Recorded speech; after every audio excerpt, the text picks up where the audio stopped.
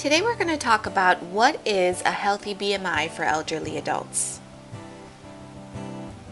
Mainstream beliefs regarding weight and what's healthy and not healthy, and how weight is related to disease risk is often oversimplified.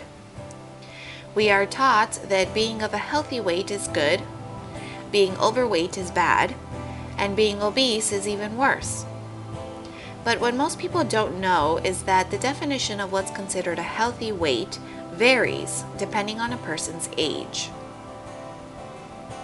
According to the American Academy of Nutrition and Dietetics, research suggests a possible protective effect of a moderate increase in BMI on mortality for elderly adults. Basically, this means that for seniors, being overweight can actually be good and beneficial and help protect them against disease.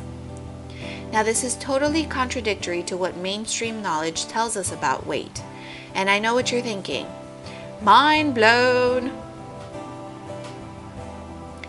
But before we talk about how and why a higher BMI may be healthier for seniors, let's learn some general information about BMI, what it is, and how it's classified.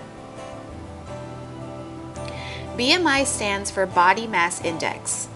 It is a calculation of body fat and is often used as a screening tool to determine if your weight might be putting you at risk for certain diseases.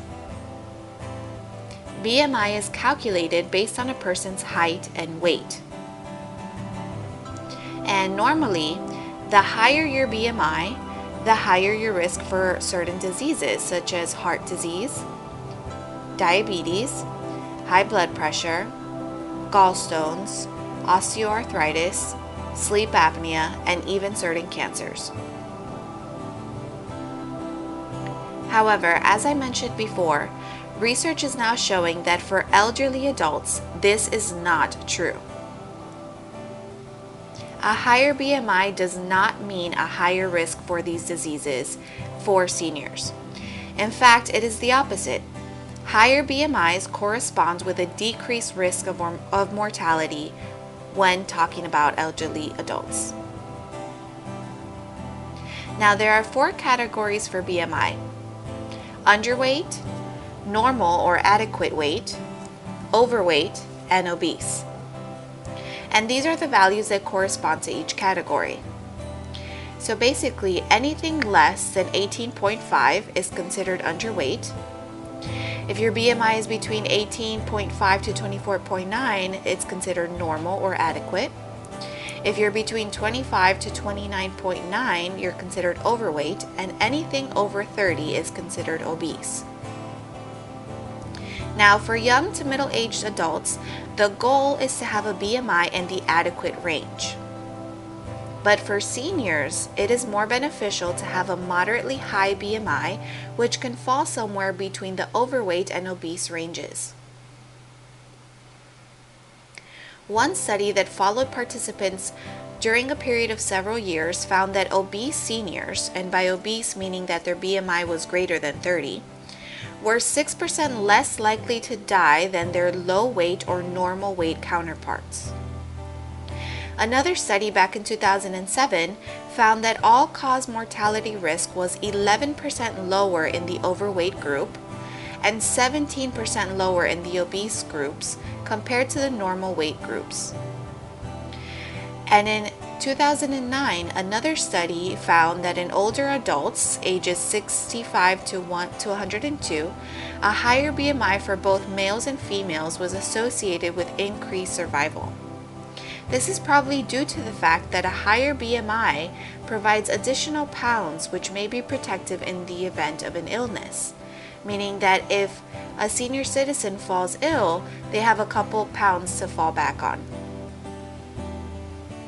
Now, this information does not mean that seniors should start overeating and binging on junk food in order to gain weight. You see, one of the drawbacks of BMI is that it does not distinguish between weight due to fat versus weight due to muscle. This picture shows a chunk of fat on the left and muscle on the right. Both weigh the same, 5 pounds. And as you can see, fat takes up much more space than muscle. That is because muscle is more dense. This is why you can have two individuals that look totally different, yet have the same height, same weight, and same BMI.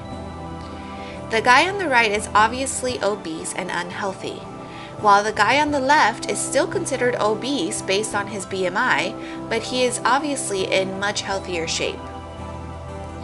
This is an important distinction to make, because even though research is showing that having a higher BMI is better for seniors, the ideal weight to achieve this higher BMI is not through overeating or binging on junk food.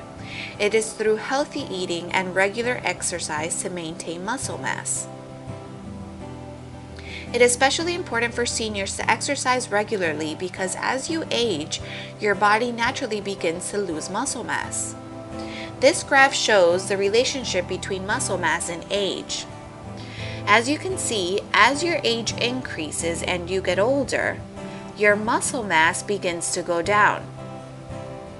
And even though this is a process that happens to most seniors, it can be stalled through regular physical exercise. As you can see, these folks have been able to maintain great muscle strength as they've aged. It is possible to go from this to this. And the important thing to remember is that it is never too late or too early to start eating healthy and exercise. Time flies by, and before you know it, you'll see yourself getting older and start realizing the importance of what a healthy weight means for your age. So start building that muscle tone as soon as you can. And if you pick up a couple extra pounds of fat along the way, it might be okay, as long as you stay active and moving.